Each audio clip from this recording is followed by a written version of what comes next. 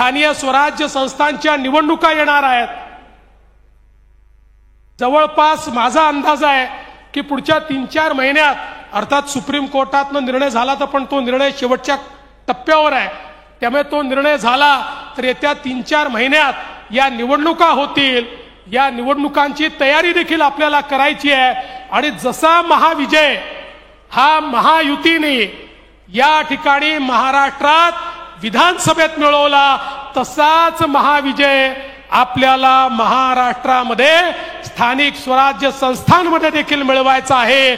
त्याकरता आपण सर्वांनी सज्ज राहावं एवढीच आपल्याला विनंती करतो आणि माझं बोलणं संपवतो। धन्यवाद। जय हिंद, जय महाराष्ट्र। सूत्रसंचालिका देखील थांबणार नाही, तिला तुम्ही परवानगी दिलीच पाहिजे।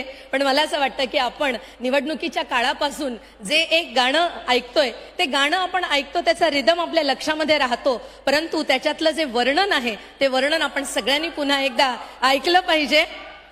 त्याच्यामध्ये असं म्हटलेलं आहे की रात्रंदिन एक लक्ष एक ध्यास ज्याचा, रात्रंदिन एक लक्ष एक ध्यास ज्याचा, देश हाच धर्म प्राण आणि श्वास ज्याचा।